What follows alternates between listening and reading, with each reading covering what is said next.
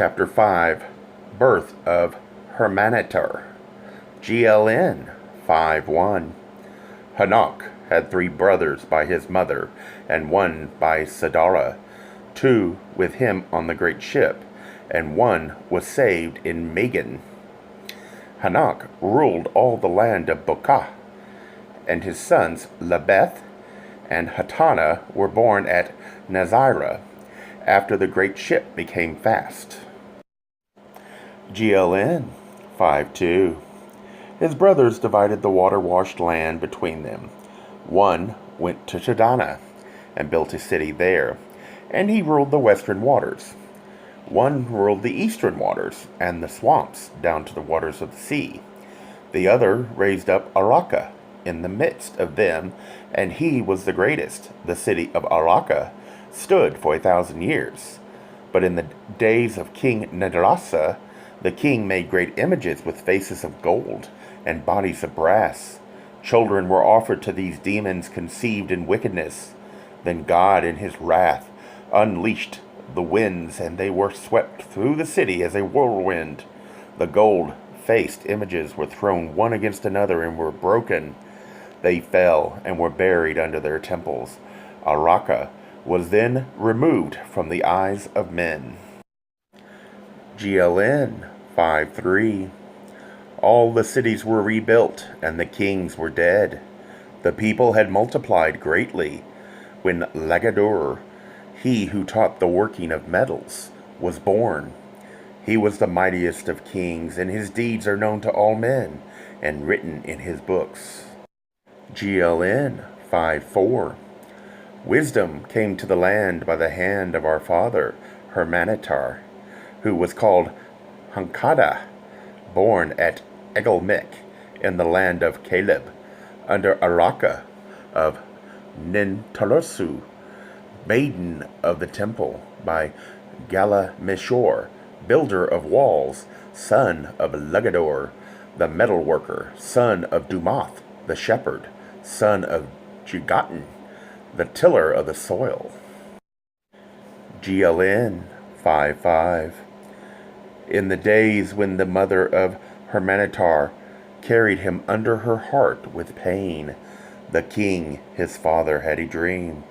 He saw a woman and knew he had just lain with her, but could not see her face clearly, for whenever he almost recognized it, the likeness changed to that of another. The woman was purifying herself over a bowl of incense, and while so doing, she made water. Then a great cloud of smoke arose up from out of the bowl and filled all the room, and it went out through the doors and filled all the city and all the temples of the city. GLN 5:6. The following night the king was disturbed by the same dream. Therefore, knowing he had received an omen, upon his arising he hastened to send a messenger to the temple of the stargazers. 2 wise men came, and he told them concerning his dream, requesting that they read its meaning. Having heard the words of the king, they thereupon left, going away to consult the book of heaven to discover what was written in the future concerning such a matter. In 2 days they returned, coming in unto the king as he sat within the hall of judgment, and they bowed before him, saying, Woe unto us, your servants, for what we have to say. For thus it is written, 1 is to be born of a woman whom you have ravished, and he will be a slayer of kings, a destroyer of temples, and a contender with the gods. He is one born to be great among men, and his hand will be against you. GLN 5:7. Hearing this, the king bethought himself of the woman he had taken by force, but there were many and scattered. So he sent again for the wise men, requesting their aid, and the wise men received his words. GLN 5:8. Now the wise men knew these things were written of a son to be born to Nintursu, but they were perplexed, not knowing what to do. For she was a maiden of the temple of the 7 enlightened ones, which had been built in the days of Sasuda. If the blood of one thus born were shed, or its breast stopped within the boundaries of the land, the corn would perish within the furrow, and the blossom would fall from the trees. so that they yielded no fruit. Yet the wise men were not loath to bring down the wrath of the king upon this temple, for it was one whose God had but small estate. Yet it paid no tribute to the God of the land, nor did they desire to deceive the king in this matter, for if by perchance the deceit were uncovered, they lost their protection. GLN 5:9. The wise men therefore went before the king and spoke thus: O king, light of our lives, we, your servants, have discovered this child. Though it is yet unborn, it is to be born of a maiden bound to the temple of the seven enlightened ones. Therefore its blood may not be shed on land worked by the hand of man, nor may its breath be stopped. So now we say unto you, send those who are your most trusted servants. Let them take this maiden and carry her away to a place afar off, if it be beyond the boundaries of this land. The child, when born, can be slain there, and no evil will befall the lands of our God. Hearing these words, the king remembered the maiden he had taken for his pleasure, for while hunting he had come upon her as she bathed. Neither the temple nor its God was known to him, and he had no fear of its priests. GLN 5:10. The king called his chamberlain to his side, a man most trusted, and charged him, saying, Go, take this Nintursu, this temple maiden, and carry her into the land of Kithis.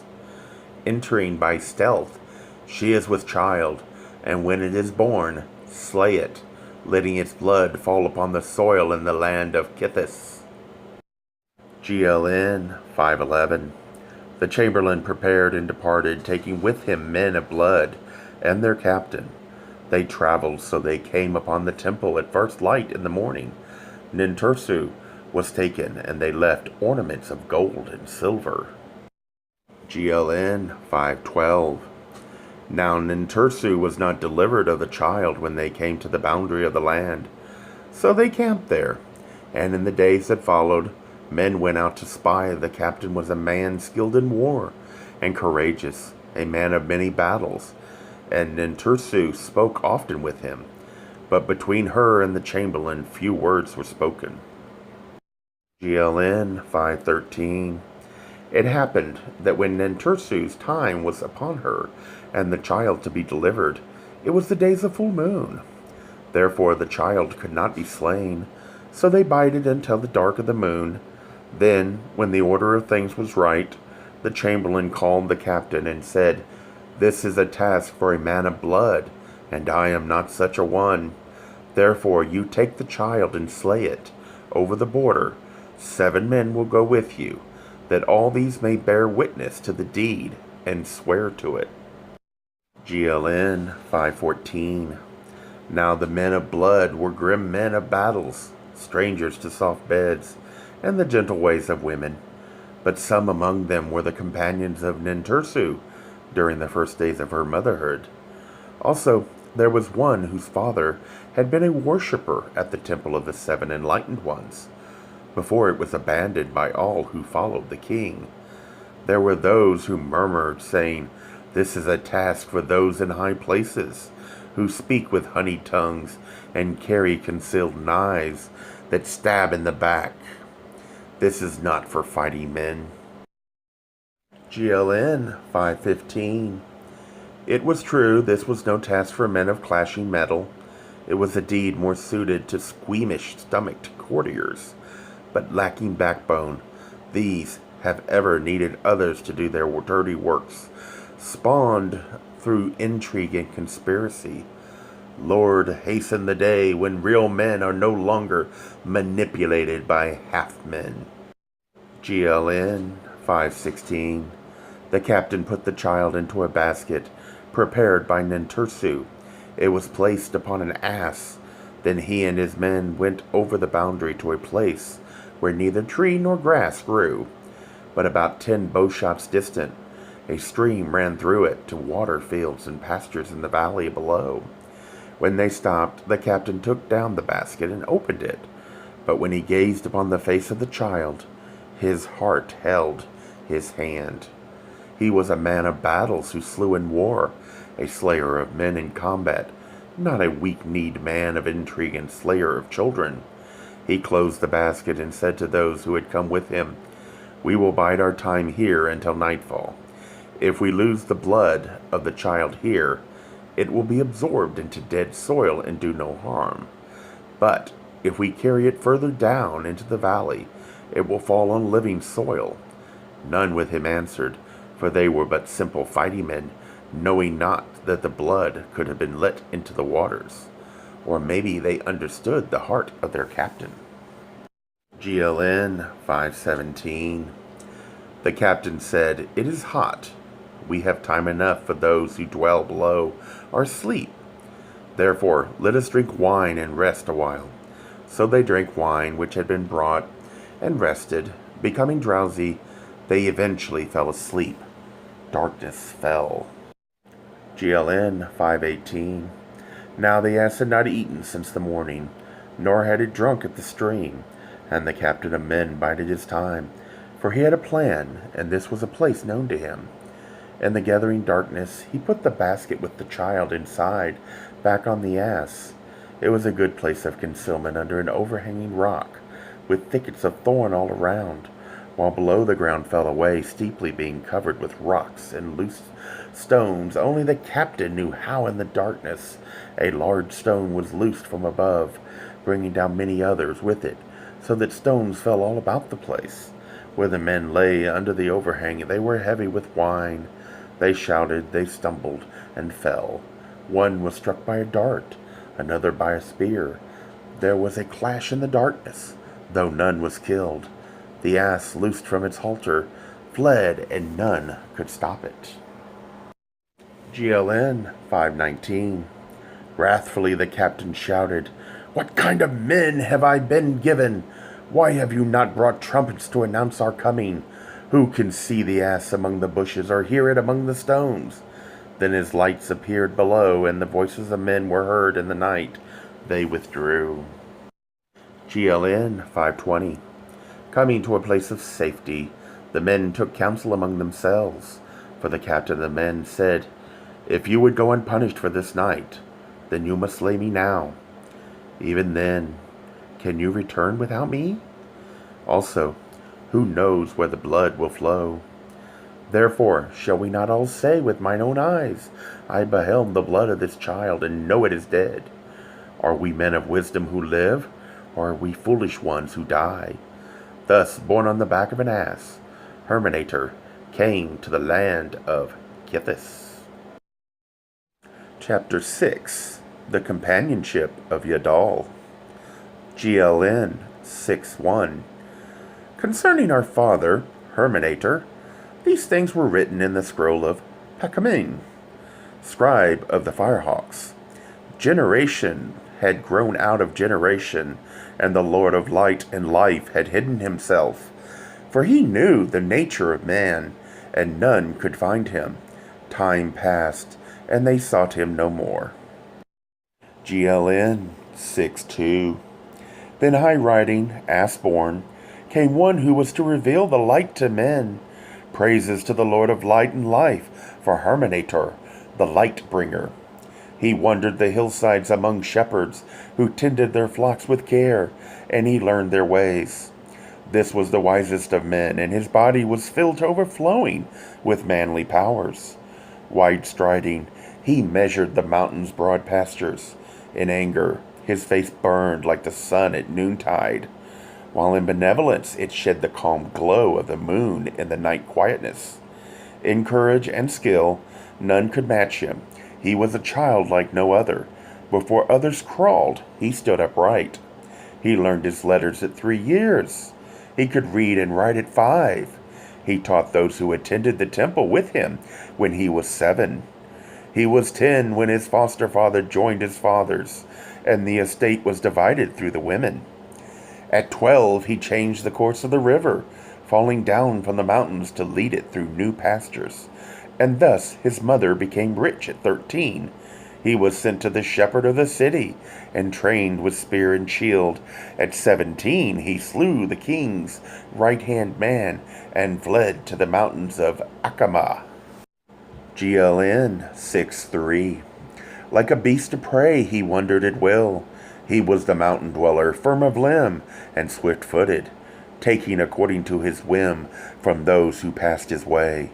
Mighty was his bow of ancient wood, sinew strung, it sped swiftly his straight-shot arrows. GLN 6-4. High on the mountains wandered another.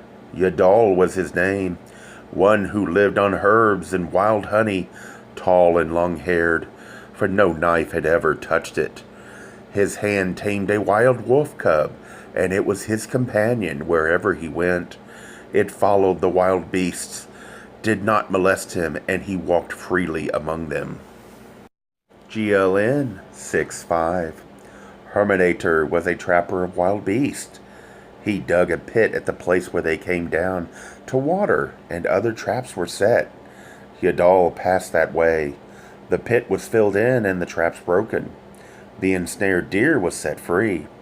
When Hurmenator returned and found the pit filled in and the traps broken, his heart was seized by a whirlwind. He raged against the skies. He swore against the trees.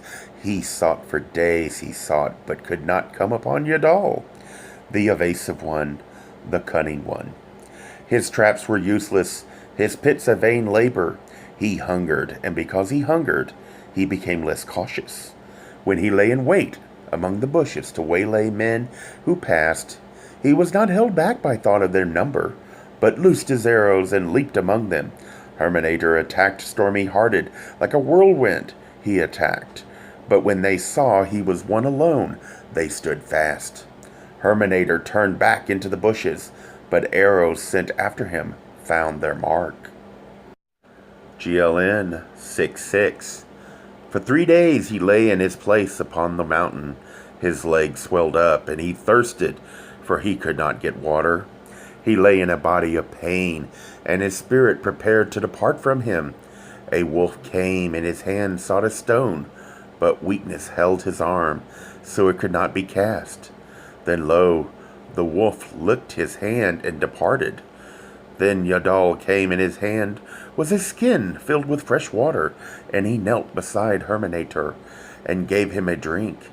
Yadal dressed the wounds and brought herbs to eat, and so it came to pass that Hurmenator grew strong again. GLN 6-7. Thereafter Hurmenator and Yadal dwelt together within a cave among the mountains. But Yadal would neither slay for meat nor eat of it. Yet they roamed the wide mountains together in joyous companionship, and their days sped swiftly by. But Hurmenator longed for other things, and therefore was tempted to attack men who passed, for he desired fine meats and garments and ornaments for his body. GLN 6-8. These things were brought to the ears of the king, and those about the king said, "Let us take men up into the mountain, and slay this wild hill wanderer, this manslayer and robber." But the king bade them hold their hands, for he desired to see the man for himself. He wanted him taken alive, and he said, "Should any man slay him, that man is mine." The king therefore took counsel of the wise men, saying, "How shall we take this man, if man he be, and not a spirit of the mountains? I would look upon him with my own eyes, for I know of none such as he. One such there once was, but he is no more." Then one among the wise men said, "This man of the mountains, if man he be, will follow the ways of men. Therefore let us procure a harlot from the temple, a woman of pleasure, and let her go and take him, and snare the hunter in the well-baited trap." The king said, "This is no new thing, and perchance it can bring the wild man of the mountains down to me in chains of silk, even into the city. Therefore go and put your words into deeds." Then a man was sent to the temple, and he brought back Haserta, a woman of pleasure, in exchange for gold, and she was taken to the hunters, who knew the ways of the mountains. GLN 6-9. They set off journeying for some days, the hunters, the harlot, and those with her, until they came to a place where there was a waterhole, close by the way of Alamki. They passed beyond the waterhole to the spring above, sending men into the surrounding forest. The day came when one returned, saying, "The wild man comes." Then the chief of the hunters said to the woman, "O woman, bare your breast and sit beside the waters. Use the wiles of your calling. Have no shame, but welcome him boldly. When he comes up close, reveal your secrets. Drawing him to you, teach him the arts of the harlot that ensnares man." GLN 610. The woman was not loath to take him, responding well to the task, sitting by the waters, singing. However, hurmenator circled wearily about the place, but discovered nothing, and no harm came to him. He drew closer, and when he did, the harlot revealed her secret charms, and was well pleased by the eagerness he displayed. She instructed him in the harlot's art, and they dallied there for several days. But the hunters did not come to take him, for they found no way to come upon him furtively. Then, after 7 days, hurmenator departed, passing up the incline of the mountainside, without looking back. The harlot was afraid, because the hunters murmured against her, but it was not her fault. And the chief of hunters said, "Wait and see, let us bide a while yet." GLN 611. Hurmenator returned to the place where the wild deer grazed, but Yadal was not there, and when he crossed the wind of the deer, they fled away. GLN 612. He went to the cave where they shared their rest, but Yadal was not there. The wolf alone lay close by, and Hurmenator called out to it, but the wolf stayed afar off. It would not come near, because Hurmenator was not purified from contact with the harlot. GLN 613. For a day and a night, Hurmenator stalked the mountainside, wide striding along its paths, but he did not find Yadal. Therefore, he returned to the place where he had left the woman. She greeted him warmly, making him welcome with cooked meats. Rejoicing in her heart, they remained there for 3 days, and she tamed him to the need for a woman. Then the day came when she said, "You are wise, you are strong even as a bull. Why run wild upon the mountainside with one who deserts you at will? Come with me unto the king, for he has heard tales of your might, and would close his eyes to your deeds. He will give you a house in gold, and I, Haserta, will become your servant. The temple of love will be opened for you, and I will show you the delights within. Come and dwell under the shadow of the king, for he is mighty. He is the wild bull, which roars over men." GLN 614. Hurmenator thought and said, "No, I will not go before the king, for he does no good in my sight. Do not the people murmur against him, saying, 'Woe for these days! The hand of the king rests heavily upon us. His pride knows no bounds, and no maiden is left virgin for her husband. Neither the daughter of a man of blood, nor the wife of a prince walks freely in the city. Are not all its doors shut like the doors of prisons?" GLN 615. The woman thought a while, then said, "Who tells these things of the king? Are their words established? He is the great king, a mountain licked by 10,000 tongues. The king whose whisper fills the judgment hall, whose voice echoes 1,000 leagues away. He is the glorious king, a man perfect in strength and proportion. His body is one to delight the eyes of any woman. None other has his wisdom and knowledge. Therefore, men talk against him, for it is the nature of men to be jealous of those who so much excel." GLN 616. Let us go. Let the king see you face to face and rejoice, for you are alike. Oh, come with me to where each day brings new delights, where the young women are gaily robed and the young men wonderful to look upon. Come to where breezes are filled with sweet smells, where beds are soft and rooms perfumed. Come to the place where life is enjoyed. Come serve the king as you are now. So was he in his youth. But youth departs, albeit slowly. He is the never-resting one, the son of the Lady of Battles. Come and do not fear. All will be made ready for you. Even now the wise men tell of your coming, and men wait to escort you in peace. GLN 617. Hurmenator was swayed by her words and said, "So let it be. Where you go, there go I." Then Haserta gave him a necklace she had brought and led him to the tents of the hunters. But when they saw him face to face, they were afraid. Such was the light held in the eyes of the stalwart, wide, striding one. Yet they recognized him as a man like themselves, and their fear passed. So it was that Hurmenator went with them, and with the woman came to the city, and went before the king. And the king looked upon him with favor. He gave Hurmenator wine, and was drunk, and oil for his body, and he was anointed. He was arrayed in 3 robes. He became a man of rank. He was given a house and servants, and he was given a watchman. He became captain of the guards, and none was like him. GLN 618. To the woman of pleasure, the harlot, the king gave bracelets of gold and sent her away, saying, "Go to your proper place, for you have completed the thing required of you. There you will be great among women, while here you will be degraded among them." Haserta departed in sorrow, for even a harlot can feel faint stirrings of affection through the oft-soiled, winding cloth which enwraps her sordid spirit. GLN 619. Hurmenator learned the ways of the palace and walked as he willed, but soon he became restless, for his thoughts turned toward Haserta. He missed her ways, yet many women cast their glances toward him, but behind these was the threat of the sword.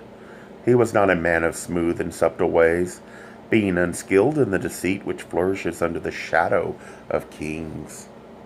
Though favored by the king and safe under his mantle, he was a man alone in the palace and courtyards. He set out to find Haserta, seeking her at the temple of pleasure, within the temple gate, where she had served as a harlot. But the priest said, "The woman is no longer here, for a harlot given gold thinks herself a queen, and the women have driven her out." Hurmenator sought her throughout the city, but she was nowhere to be found. Persisting, he eventually found her at a harlot's post, beside the river, among wineskins and men of the waters. There was one who sat with her, and he was a man of blood, therefore armed. So when Hurmenator came up to them, seeking to talk with the woman, he drew his sword. When the man of blood saw that Hurmenator was undismayed by this, and prepared to settle the issue, he mocked him, saying, "Why should men fight when women are plentiful, and we have half a measure of corn?" GLN 620. Hurmenator bought the woman from those who grew rich on the defiled bodies of women, and established her in his house. The men about the king murmured against him, speaking poisoned words in the ear of the king. The woman of the palace also turned from him. Meeting Haserta on the street, they caught her and tore her veil off her face, while men of subtle ways who served the king mocked behind their hands. The men of blood serving the king set their faces against Hurmenator, while in the city men said as he passed, "There goes the great one who bathes in dirty water." Therefore Hurmenator departed from the city, going to dwell without its walls, among men who tilled the soil. GLN 621. It was not long before the day came when the woman saw that Hurmenator was downcast, and so she said to him, "O man of might, when my eyes rest upon you, I am raised above all women, and now my heart is cleansed of all that polluted it. My body rejoices in freedom, and my life is a song of gladness. Yet I am saddened because my heart tells me you are sorrowful and not at ease within yourself, that half your heart remains in the mountains. Therefore, hear what I say. Go there once more while I remain here to await your return. Perhaps this time you will find Yadal. Her words made Hurmenator sad, and he said, How can I go away and leave you here? Who will protect you? What man can I place over you who will not know you? Yet go to the mountain I must, therefore you shall come with me. GLN 622. They departed, crossing by way of Hamrama, and came to the mountains high standing and deep-sided. They searched many days, but Yadal could not be found, neither would any bird or beast approach them. They wandered the mountains, they searched the valleys, and they grew weary in the search.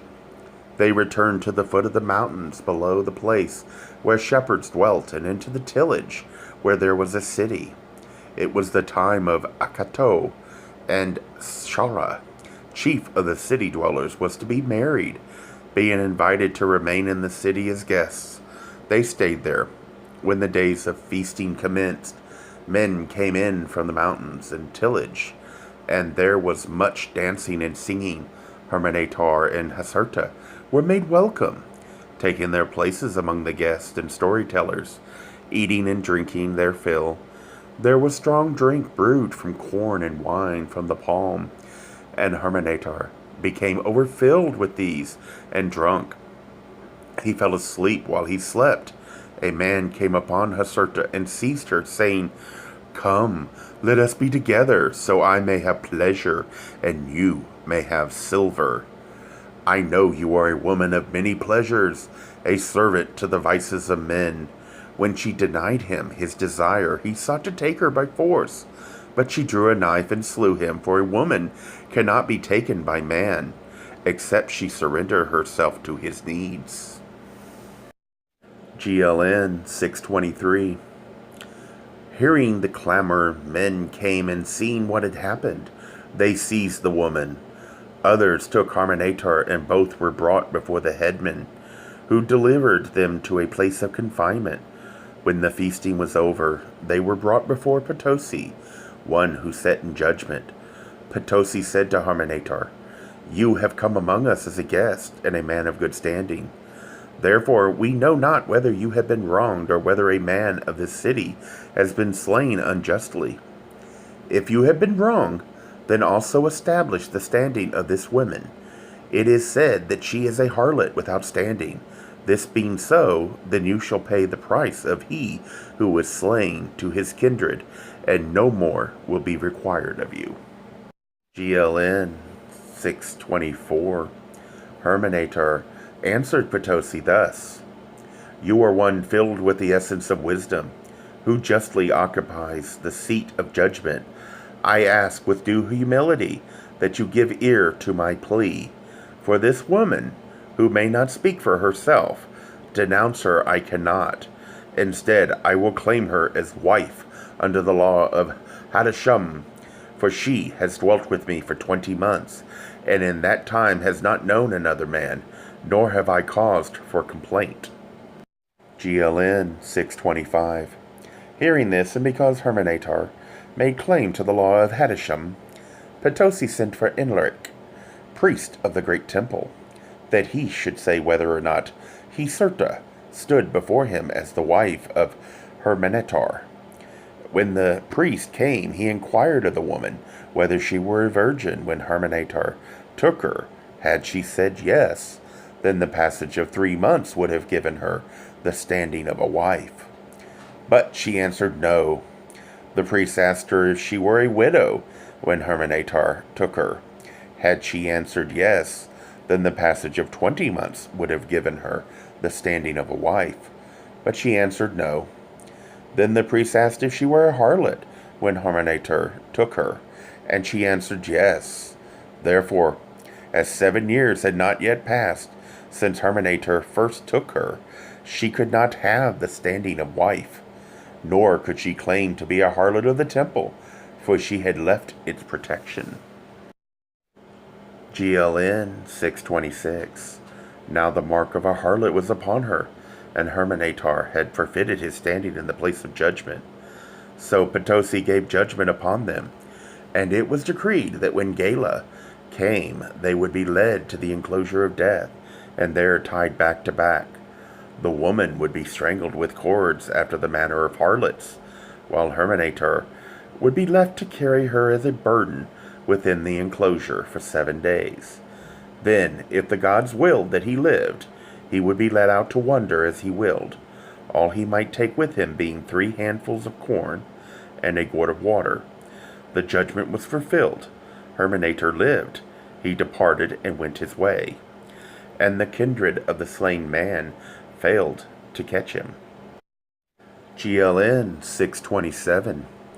Hurmenator passed across the land, coming at last to the temple of the 7 illuminated ones, and his mother was there. She dwelt alone with only an old serving woman, for now the temple was desolate, and without walls for 2 years. Hurmenator dwelt with his mother, but then his heart went out again to the companion he had left upon the mountainside. He said to his mother, "I must depart, for my heart cries out for one who saved my life, and whose ways are mine. Great is the love of man for women, but greater the love of man for man." GLN 628. So Hurmenator came again to the mountains, and lo, he had entered the forest but half a day when he came upon Yadal. How warm was the greeting, how strong the embrace! Hurmenator said, "Long have I sought you, and found you not. Yet I come again, and you are here." Yadal answered, "It was because of the harlot. I was here, but you saw me not, nor could I make myself known to you." GLN 629. Hurmenator returned with Yadal to the place where his mother dwelt, and they remained there, none knowing what they were, for they were garbed as priests. They tilled the ground about the place, enjoying its fruitfulness, and both were nourished by the wisdom of Hurmenator's mother. GLN 630. Nintursu was the last of the line of Sasuda. 10,000 generations had passed since the beginning, and 1,000 generations since the recreation. The children of God and the children of men had passed into dust, and only men remained. 100 generations had passed since the overwhelming deluge, and 10 generations since the destroyer last appeared. Once man lived for less than 2 years. Now his years were 70. Once God had walked with men, and men knew only God. Now he was hidden behind many veils, and few saw him, and then but dimly with great distortion. Where once there was one God, now gods were as numbered as the stars. Yet the great key remained in the midst of men, and it was here at the temple of the 7 illuminated ones, the key of life, the key which given into the keeping of our father Hurmenator. It is a secret thing, something exceedingly great. It is not lost, but has come down to us, and is known in our times. GLN 631. Now one day, as Hurmenator sat beneath a tree enjoying its shade at the height of noon, he saw a stranger approaching. The man was weary and staggered, so Hurmenator sent his servant to bring him into the shade. The servant hastened out and brought him in.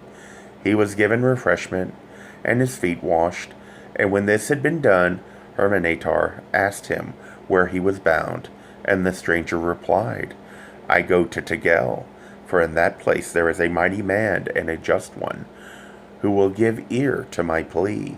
For untoward things are happening in the great city, things which should not be. The people cry out in the place of assembly, but they cry to the wind. Gilgamesh has seized the heart of the king, and now rules. In 12 days I am pledged to marry, but there is no lightness of a bridegroom in my heart, for the king elects to be first with the bride. This is the custom come down to us from the gods of old, but my heart is wrung like a grape. I cannot find it within me to give her into his keeping on the wedding night. Therefore I go to find one who can challenge him at the door of the bridal chamber, as the custom permits. For this is no low-born woman, but this is a thing none has heard of, as having been done before in our times. For men fear the gods. I know of none other who may stand before the king as one sanctified. GLN 632. Hurmenator heard him and replied, Be of good heart, and go no further, for I am that man. Hearing this, the stranger, filled with gratitude, fell upon his knees before Hurmenator, and said, How can I thank you? How can I repay you? What can I give? But Hurmenator answered, When a man does what has to be done, then payment and reward sully the deed. Then he called Yadal and said, Prepare, for we go into the city of the king. And because he was sanctified, Hurmenator claimed the protection of Arakir. Then they offered prayers in the antechamber between heaven and earth. GLN 633. They dwelt with the brother of the bridegroom until the day of the wedding feast came, for the bridegroom was not of the city. When the feast was over, and before the guests departed, the bridal chamber was made ready with the bride within, and the young messenger of the temple went about making his call. Then the king came to the antechamber, passing by the husband, who was to wait without. But there, standing before the door, was Hurmenator, his right hand on the pillar, for none might otherwise challenge the king, and in his left hand were the reeds. GLN 634. Those who were gathered there, the men and the women, drew back, and men of the king's guard came forward, each claiming the right to enter the combat on behalf of the king, for one man could precede the king, but no more. Such was the custom. The choice of whom to fight from among those who came forward lay with Hurmenator, and because he chose the captain of the guard, a man skilled in war, the people were amazed. But Hurmenator knew the man's weakness. No more than 5 blows were struck, when Hurmenator, leaping to the left-hand side of the captain of the guard, drove up under his armpit, so that he fell to the ground and died. GLN 635. Then Hurmenator and the king girded themselves, and fought in the high courtyard, and it was a fight such as men had not seen before. The young and the old, agility against experience, stamina against cunning, they were both equal in the fight. They slashed out at each other, until their weapons broke and their shields split. They grappled, they stamped, they rolled in the dust. They lashed out at each other, and the combat went on until the water ran out. And still they both stood. Then they could not fight with weapons, but stood disarmed, and this time neither might cause the death of the other. They circled each other wearily, keeping away from the balustrade. Then Hurmenator jumped aside, and with a swift movement caught the king to him, twisting him so they both fell down into the courtyard below the ground. And the king fell over his shoulder, so that his breastbone broke, and he remained on the ground.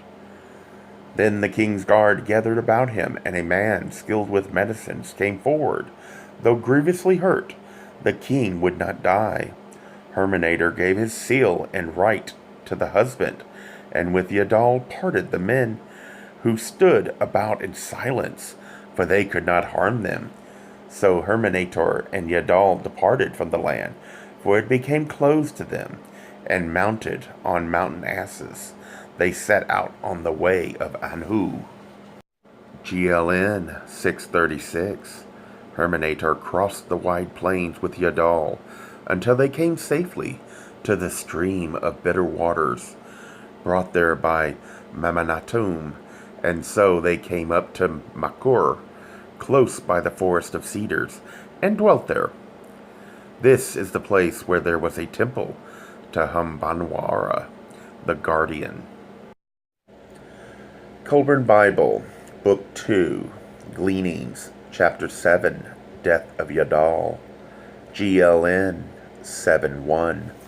Hurmenator married Astmeth, daughter of Anachus, governor of all the western parts of Hamanus, and the mother of Astmeth was Nephrobatama, daughter of Hahuda, prince of Karami. In those days, Dadi, daughter of Samshu, king of all the lands to the north, even to the land of everlasting night, ruled all the eastern parts of Hamanus, and of all women she was the most beautiful. GLN 7:2. Now as time passed, Hurmenator grew rich. He built himself a great house of cedar wood, and had many servants and concubines. In these the days of his greatness, he forgot the teachings of Nintursu, and the great key lay hidden, for the hours of his days were filled with worldly matters. GLN 7:3. The overseer of Hurmenator's cornfields was Noaman, a man of Loza, a man whose word was not worth an obol of sand, for he falsified the measure. Therefore fingers were removed from him, and he was driven forth out of the lands of Hurmenator, and he became the servant of one Sabator. This Sabator dwelt on the road to Melecham, outside the city of Kathim, where Dadi ruled, and Dadi was a great queen. GLN 7:5. Now Gilgamesh, the king, had died because of the thing hidden in an earthenware box, and the new king, wishing to know where he stood with the gods, sent for wise men, who threw bundles of cedar wood before him. They saw he was destined to reign in greatness and prosperity, providing that he never quarreled with a queen or killed a child. Therefore the king deemed it wise to strengthen his peace with Dadi, and sent his son to her with many gifts. GLN 7:6. The prince journeyed some days, then stopped at an inn a day's journey from Kathim, and supped there. And while he ate, word was brought to him that someone wished to speak with him. It was Noaman, and he spoke poisoned words regarding Hurmenator, so these should be brought to the ear of the queen. Thus, when Hurmenator entered the city of Kathim, he was seized and brought before the queen. But when she saw him and spoke with him, Dadi found no fault with him, and looked upon him with favor. Therefore, though the prince departed, Hurmenator dallied at the court of Queen Dadi. GLN 7:7. Time passed, and Hurmenator came frequently to the court, and he was well favored. But it came about that strife arose in the lands about, for the mother of the gods strove with the father of the gods. It was a time of turmoil, when the hand of brother was against brother, and all the while Hurmenator rose in the esteem of the queen. So it came about that a son was born to Hurmenator and Dadi. While the lands about had been ravaged by war, there was peace in Kathim. But when the son of Hurmenator and Dadi was scarce 1 year old, men came bearing tidings of war. The hosts of the king had gathered, and voices were crying in the marketplace, "Prepare to die, for those who are mightier than the Humbala are upon us. None shall be spared from the fire of the pit, neither old men nor women and children, for those who came were the children of Gesed, the serpent, the cunning one, whose mother was one of those who brought defilement into the race of men. These people knew neither justice nor mercy." GLN 7:8. The priests and the people went up into the mountain together before the cave of Yahanna. They cried out to be delivered. They were overpowered with weakness, and their teeth shook. Their knees became weak. But Dadi remained in the city, and she appointed Hurmenator captain of her war hosts, and he gave the orders. The arms makers bent to the task, making spears of willow wood and casting axes. Hurmenator freed Turtan, because he had renounced his father and become a slave, and gave him command of the bowmen, for Turtan was a man of might and a bowman of renown. GLN 7:9. In the days when men feared because of the bull of heaven, the war host of the children of Gesed gathered on the plain, and the fires of their encampment were at night numbered like stars. The men of Hurmenator encamped against them.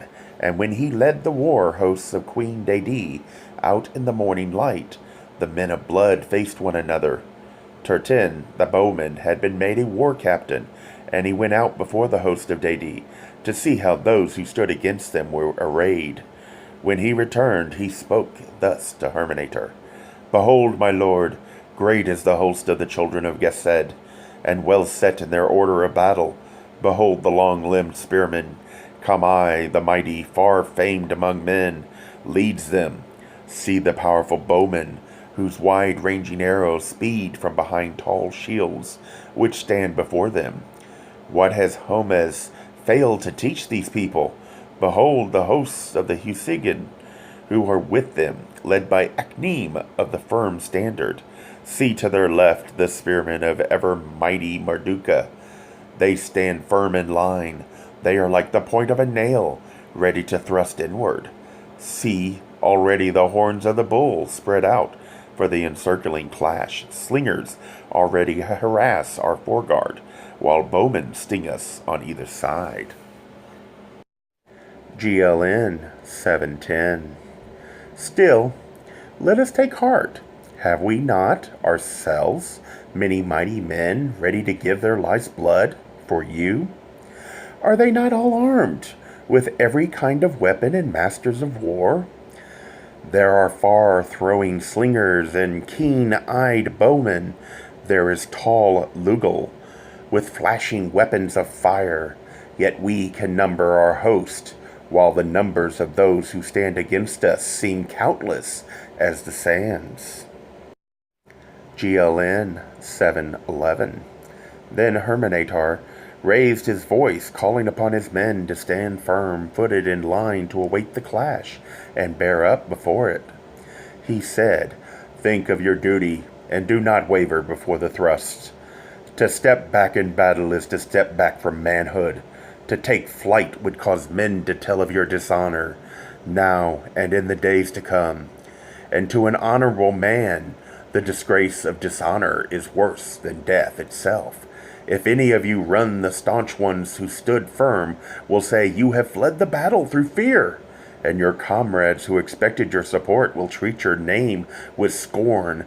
Those who stand against us on the field of blood will speak of you with contempt and derision. They will mock your courage, and for a true man there can be no more shameful fate. GLN 712. Then, to encourage those who were faint-hearted, Hurmenator sounded the loud, thunderous war cry. It resounded like the roar of 10 bulls. Then he caused his companion of the shield to blow the far-sounding war horn. After this came a rolling boom of war drums, the ringing sound of clashing cymbals, the loud shrilling of trumpets, and even louder trumpets filled the sky above with thunder. GLN 713. Turtin of the powerful bow and Lagal of the bright weapons prepared their men to meet the clash. The war hosts drew closer, and the flight of arrows and sling stones began, followed by the hurling of flight spears. Heaven and earth trembled under the fearful sound of war cries and the clamor of war horns. Even the hearts of stout fighting men shook before they commanded themselves. Yet those with Hurmenator stood firm, eager for the clash, and saying, Let us smite those who come full of fight and fury to do the evil will of their dark king. GLN 714. Now I and Chetty stood behind the slinger's wall. My limbs trembled and my mouth was dry. My tongue craved for water. My scalp moved in fear, and my hands loosened their grip through moisture. My heart thumped in confusion, and I saw a mist of redness before my eyes. For this was my first battle, and I was but a youth. Beside me stood Yadal, the wild, tender man, and he said, I see no gladness in victory, if victory be granted. I crave no kingdom that I may rule over other men. What would be its pleasures to one such as I? For what do men slay one another? Which man seeks spoil and its pleasure, and which man the joys of life? Against us stand men of living flesh and blood, men who have mothers and wives, men who have children, men who are good, even if those who lead them are evil. These good men I have no wish to slay. Better would it be were I to be slain myself. Not a man will I slay with these hands, not even for the kingdom of the three spheres would I do it, much less an earthly kingdom. Where those who stand against us, all men of evil, it would perhaps be a good deed to slay them. But in the clash of war, the good slay the good, and the evil ones live safely behind the shields. GLN 715. And we slay men made in our own likeness, brother beings. What peace shall we henceforth enjoy in our hearts? Will we not the memory make our hearts heavy, so that life becomes an unbearable burden? Even if there are others among these great war hosts who are so overcome with greed for spoil that they see no evil in the slaying of men, shall we not withhold our blows from this awful deed of blood? GLN 716. O doom of darkness, O day of sorrows, what evil has moved the hearts of rulers, that men be slain in thousands for the gain of treasure and the rule of an earthly kingdom? What do we have on this field of blood, we who are men of peace and goodwill? Better by far that I stood unarmed, my breast bared, unresisting, and let them slay me, that I may lay in my own innocent blood. Thus spoke Yadal as the clash drew nigh, but only I and Chetty heard him. GLN 717. Then the lunge and thrust was upon us, and I heard another voice beside me, that of my uncle, Hurmenator, who was there, red sword in hand. The press of the foe drew back, and in the lull, Hurmenator stood beside Yadal, the companion of his wanderings, and placed a hand on his shoulder in compassion. For Yadal was a man without fear, a man of more courage than Encheti. On the field of battle, the craven-hearted are truly separated from the men of peace and goodwill. GLN 718. The foe swept upon the thinning ranks again. They came like waves, breaking upon a beach. They swept in, then sullenly, tardily, they rolled back, only to reform and crash again. As they came, I heard Hurmenator open his mouth and cry out, "They come yet again! They are upon us! Arise and greet them! Arise above this field of blood like men, for this is the day of heroes! This is the final test! This is the last trial of strength, the last effort to cast back. Why this lifeless rejection of all that is manly? Strong men cannot despair in their hearts when facing conflict and death. This gains neither victory on earth nor peace in heaven. Stand as you have done, firm-footed, rising to the battle clash like the whirlwind that carries all before it. We are but men who know nothing of the causes of gods and their ways. I fight for the cause of loyalty and honor. I know not whether their victory or ours be best for the true cause of God, but I fight. Come, rise to the clash. GLN 719. Then the remnants of the war host came together in the clash of arms. The cruel weapons struck one against the other, blow and counterblow. There were dull cries of death, the shrieks of pain, and the shrill shout of victory. The last efforts of weary bodies, the last cries of dry-throated voices. The men of Hurmenator stood firm in the line, and the war host of those who sought to overwhelm them broke like a wave upon the seashore. They came no more. Hurmenator stood bloodied and proud in the exultation of victory. But it passed in a moment when he saw Yadal lying among the dead and dying, wounded to death, but not yet dead. He had taken upon himself the spear thrust meant for Encheti. GLN 720. Hurmenator lifted him up his knee under his head, and Yadal opened his mouth and said, "The Great One has given you the victory, and for you, behind and beyond the victory, I see a great destiny, and therefore a difficult one. Be not heavy-hearted, nor let your spirit grieve.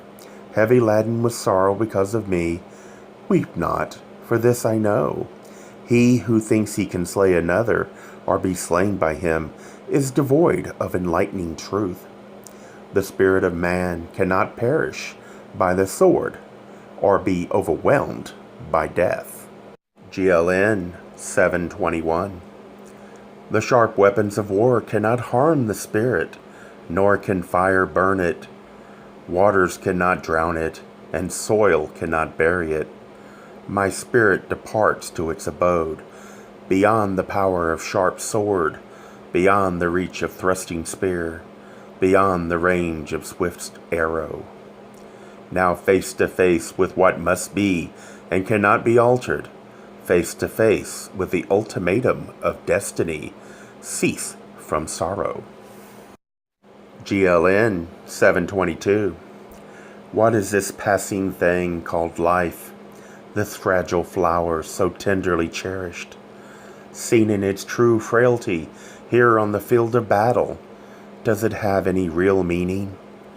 Here on the field of blood, the dead sleep to awake to glory. To the victorious ones remaining alive, there is glory on earth. So do not dally. Here with the dying arise, go to your proper reward, and lay me down to mine. Fear not for me, already I see the welcoming light beyond the veil. We shall meet again. GLN 723. Thus Yadal departed from earth, and he was laid to rest in glory. He sleeps among the hills and trees, among the wild birds and beasts, which were his friends. These words are cut on his tomb. He was a man of peace, and died because other men were not as he.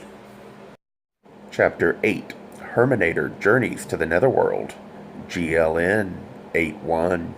Perhaps no man of his day properly honored Yadal, for he was beyond their understanding. But Hurmenator loved him, and Encheti never forgot him. Long days the thoughts of Hurmenator rested upon Yadal, his friend, the companion in the joyous hunting on the mountains. Long he thought, what manner of sleep is this, if sleep it be, that fell upon Yadal?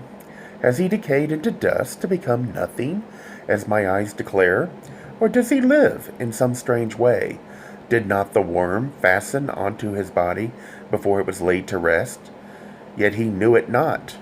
Long hours had Hurmenator sat at the feet of Nantusru, the wise, yet faced with the blank stare and deaf ears of his companion.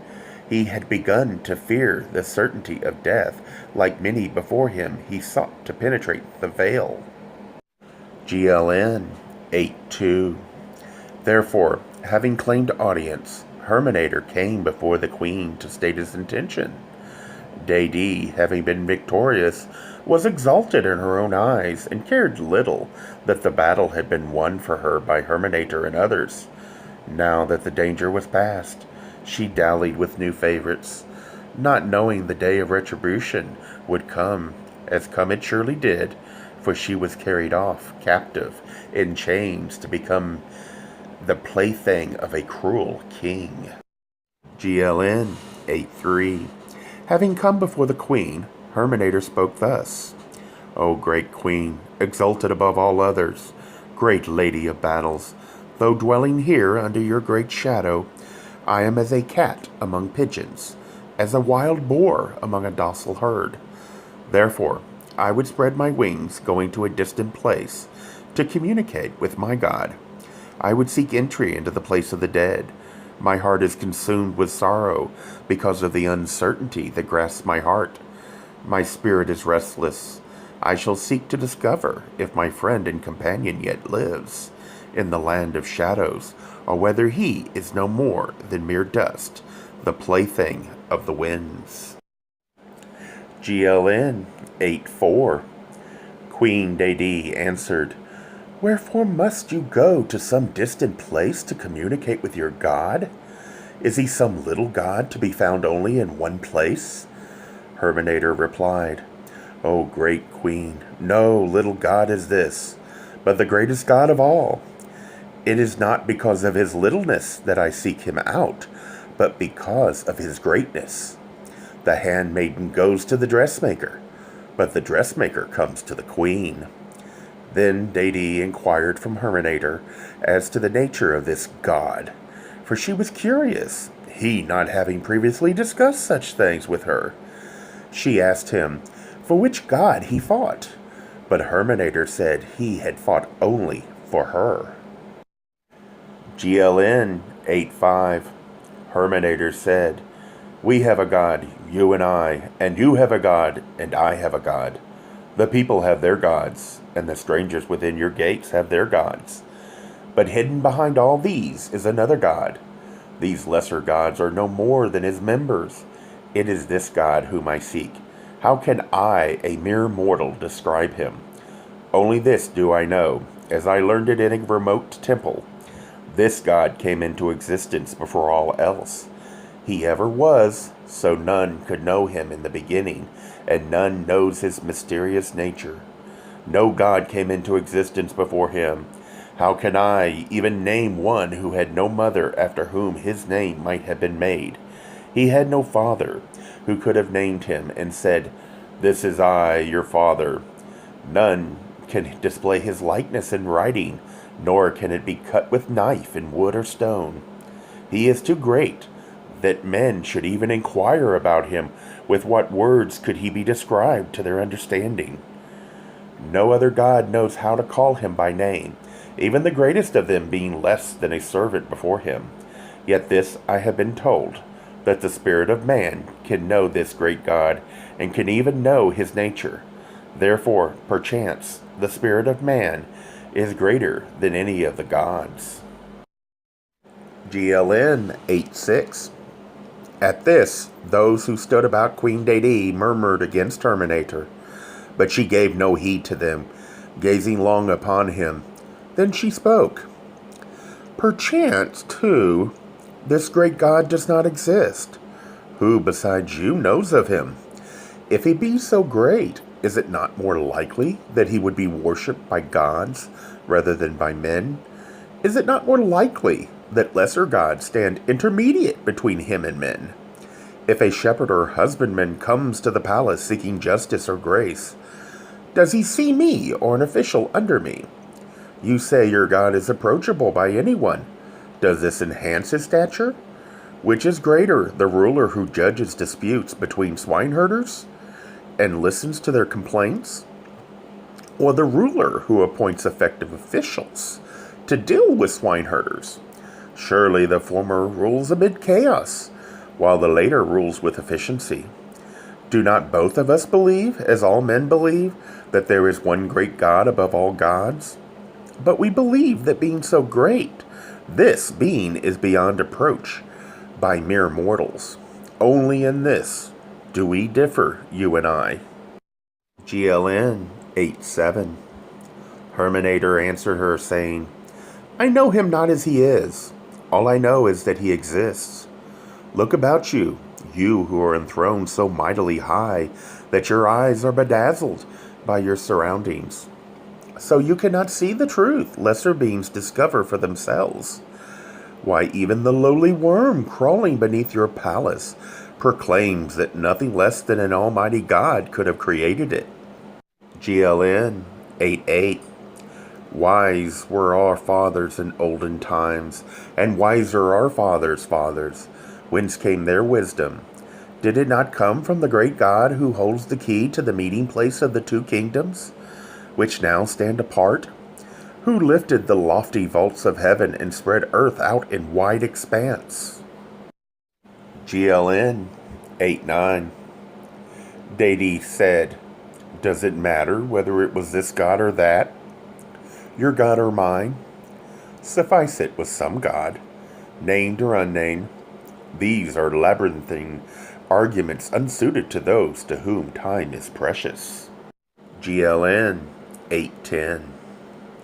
Then those who stood about the queen set a snare for Hurmenator, asking him whether the great being of whom he spoke was the mother of all or the father of all. But Hurmenator answered, "Let he who has examined the great being answer, for I am but a mere mortal man, one not even claiming to be wise. Let the wise among you answer for me." GLN 811. Then Hurmenator departed from the presence of Queen Deidei. In a few days he left her land, driven by the God-given restlessness that marks the true seeker after light. With him went the youth and Chetty. Tame goats guided them to the border of the land, and from thence they followed the way of the chariot until they came to the land of Makan, where they rested. In this place dwelt Framana, the strong-limbed, who gave them shelter. GLN 812. Framana asked Hurmenator whether he went, and Hurmenator replied, "I go to seek the abode of Hamarit, which is set atop a mountain in the midst of this great forest. Just beyond the river, there is a door therein, which I would open, to which I hold a key." Framana said, "This is an enterprise doomed for failure, for none may pass that way and return. I, who have dwelt here for many long years, know the truth of this. Nor do I understand this talk of a key. This is a thing new to my ears." So Hurmenator drew forth the great key, shaped like a sword, but like no other sword, for it could not be gazed upon for more than a moment without blindness striking the beholder. Yet within its strange scabbard it harmed none. GLN 813. Framana said, "This many-hued weapon is a strange thing indeed, and I have no knowledge of its like or its power. But this I do know. It is an unequal struggle when men alone, however weaponed, have to face dread Achaman, the terrible one. This is not all, for first they must pass the fearsome watchman at the gate, and he never sleeps." Hurmenator said, "I have set my heart on this enterprise because of my friend. Also, if there is an evil thing lurking within the forest, it must be destroyed. I am one whose destiny is already written. I must die that men might live. What a man cannot escape, he must face manfully." GLN 814. Then Hurmenator left Framana to go apart into a place of solitude where he prayed, "O Father of the gods, hear me. Hear me, O Father of the gods. For there is evil abroad in the land, and men die of despair. Even the tallest of men cannot reach the heights of heaven, or the swiftest of them encompass the earth. Yet men must struggle against things beyond their reach and overcome evils, which overshadow the whole land, contained within the bitter waters. My destiny is decreed. I alone will enter the gate at the abode of Achaman. O Father of the gods, when I return, I will set up your name, where now the name of other gods are written, little gods of no standing before you.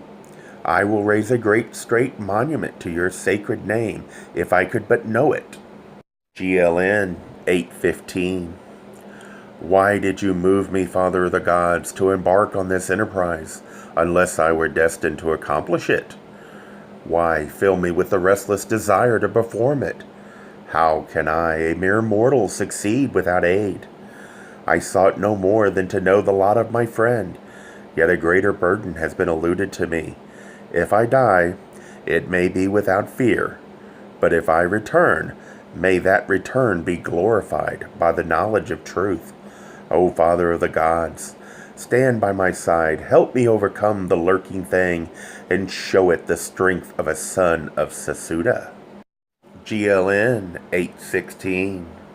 When Hurmenator returned, he felt strengthened, but Framana tried to turn him away from his intention, saying, "Desist from this thing. Put this enterprise from your thoughts. You have courage, and it carries you far.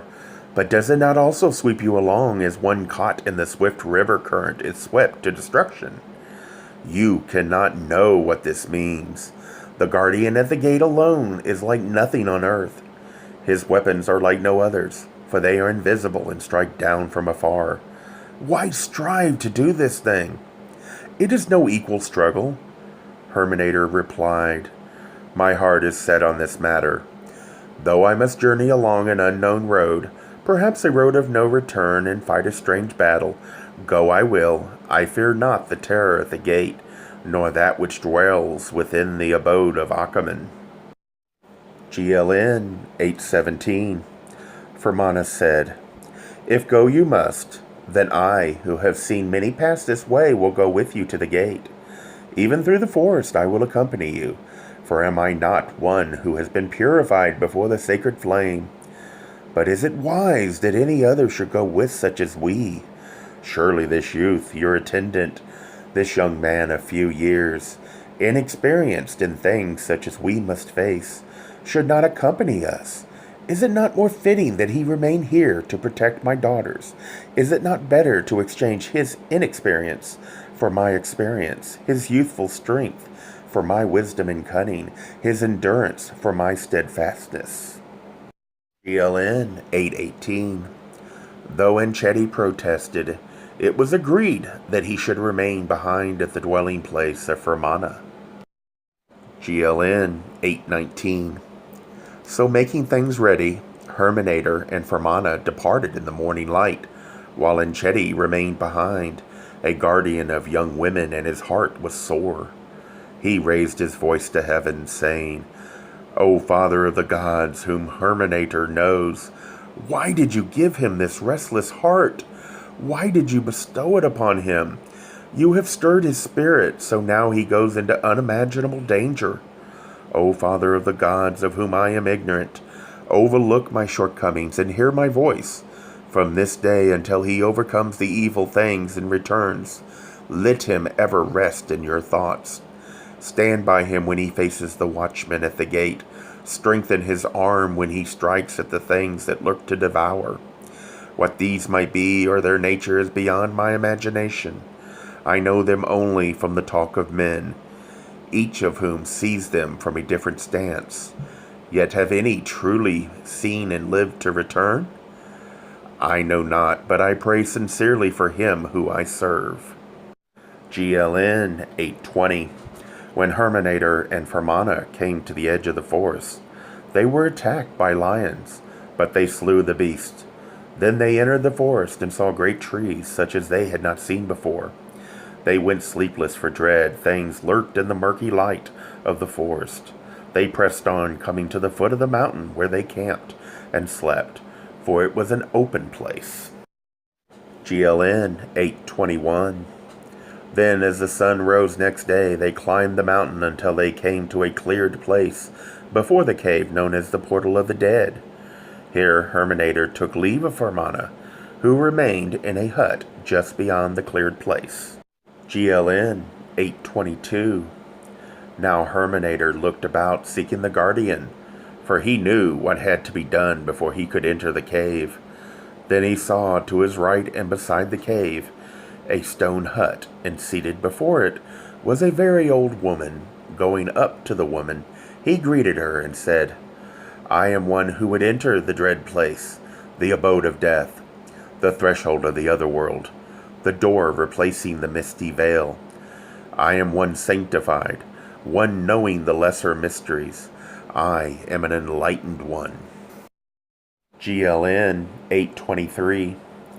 The woman replied by asking the 3 questions which all who would span the spheres must answer. And when this was done correctly, she invited Hurmenator into the hut. Inside she indicated a stool, and when he was seated, she spread a cord around him in a circle. Then she placed a firepot before him, onto which she poured the contents of a small leather bag. She also gave him a pot of green water, which he drank. GLN 824. Sometime later, after he had slept a while, Hurmenator was conducted to the cave, and left there at a spot known as the Devil's Mouth, for there an evil breath came from an opening in the ground. He remained there for a while, and again he slept. Awaking, he moved forward into a dark passage. But his movement was strange, and he saw as through a narrow tunnel, while his body appeared light and airy. GLN 825. He came to the place where the watchman kept guard at the gate, and beside him the terror squatted. Hurmenator drew his sword and faced the awful pair. He advanced cautiously towards them. Then, when they met, the air was filled with a loud clamor. Great hissing noises beat at the ears. Shouts and screams tore overhead. There was a howling, such as no mortal has heard outside of that awful place.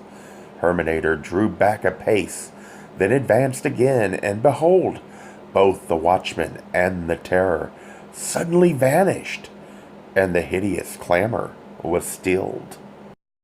GLN 826.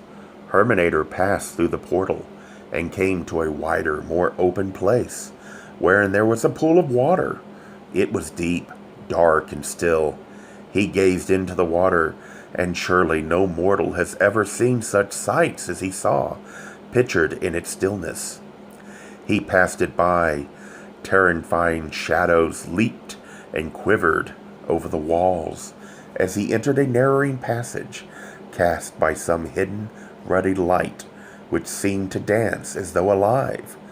Then he saw daylight ahead. GLN 827. He came out into the daylight on one hand. The mountainside reared up on the other.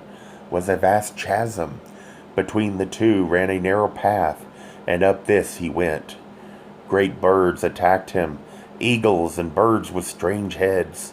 He fought them off and continued upward until he came within sight of the abode of Achaman. He came to it after the long journey upward and stood before the great brazen doors, the 7 bolted doors. GLN 828. Hurmenator saw no guardian before the doors, but he heard its voice as it asked the 7 questions. He who had sat at the feet of Nintursu remembered well the replies to make, and as each was answered, a bolt slid back. 7 questions were asked, and 7 answers rightly given. The great doors swung apart, and Hurmenator passed through, entering the courtyard of Achaman. GLN 829. Within the courtyard, Hurmenator fought and overcame the 4 great beast beings, which feast on the bodies of men. But the sword of Hurmenator laid them low. He passed through the hall of contest, where good and evil spirits fight, an eternal battle for the souls of men.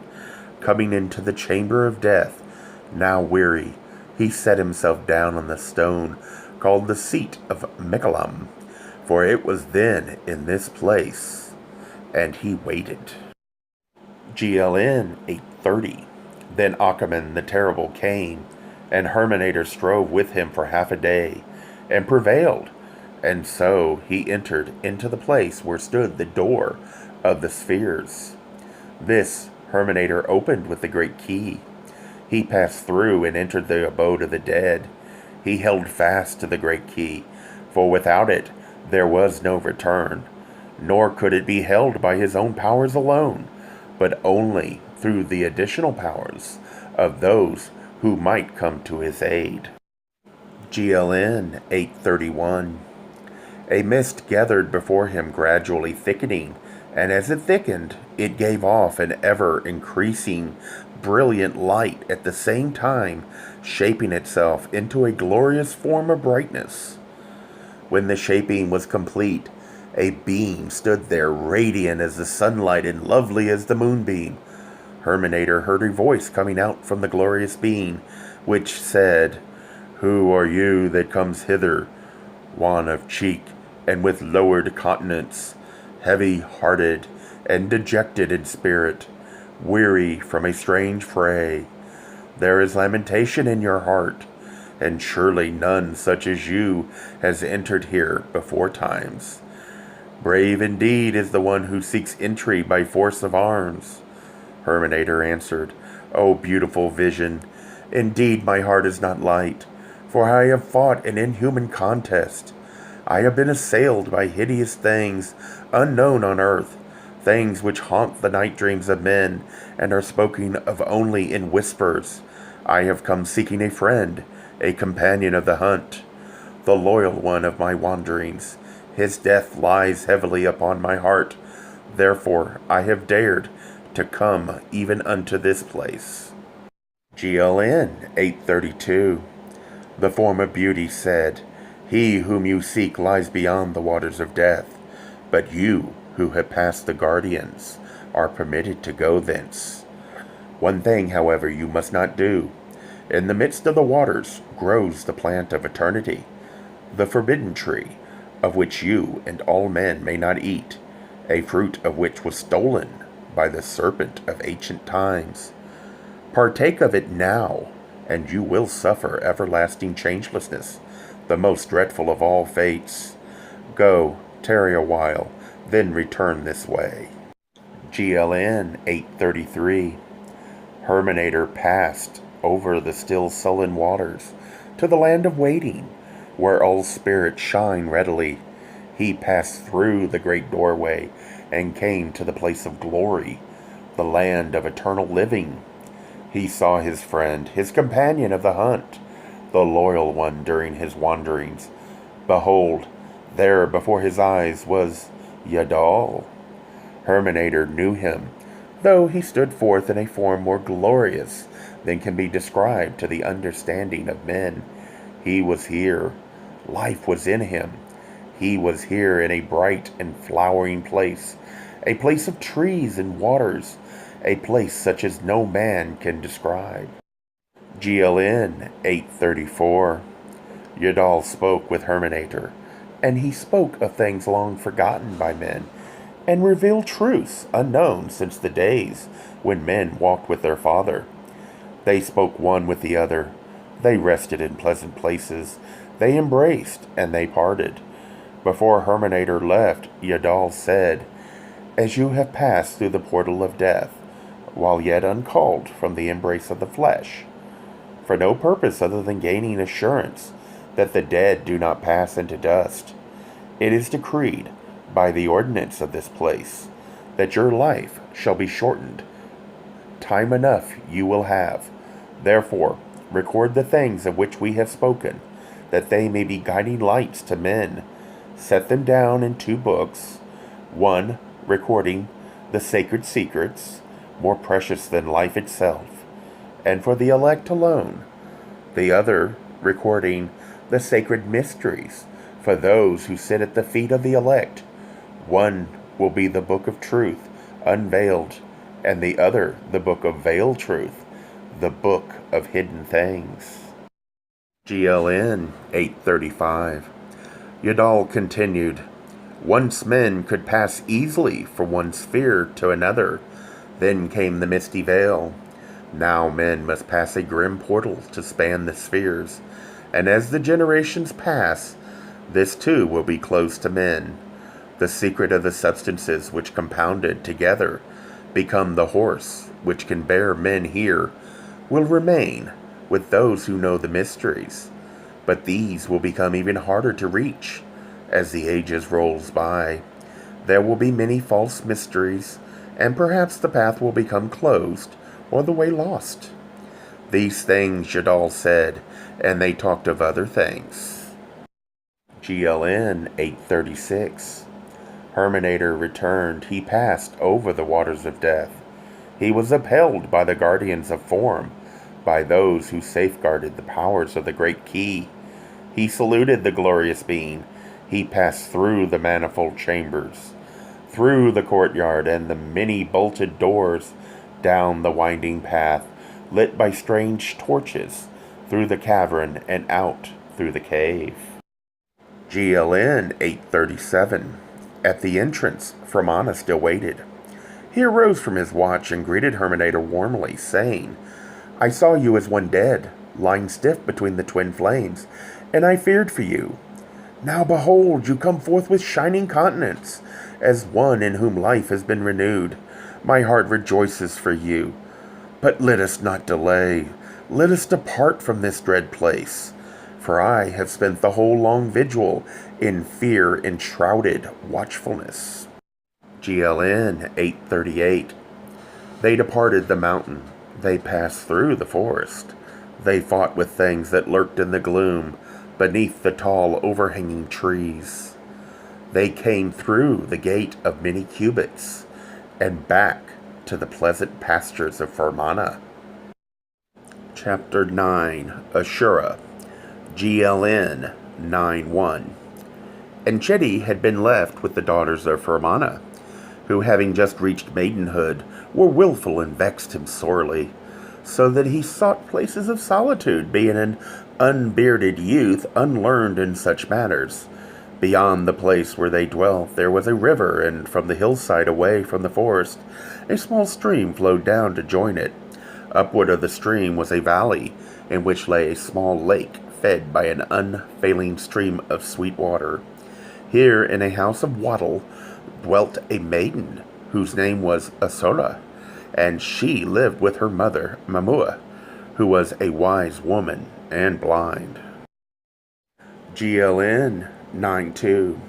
The young woman had barely reached maidenhood, and neither hunted for food nor dug in the ground. She dwelt in a garden of trees, her implements of toil being pruning, hook, and knife. Her days were spent in joyful tasks, and a song was ever on her lips. She worked happily among the trees, loosening the soil about their roots, cutting away the overgrowth, and pulling up the weeds.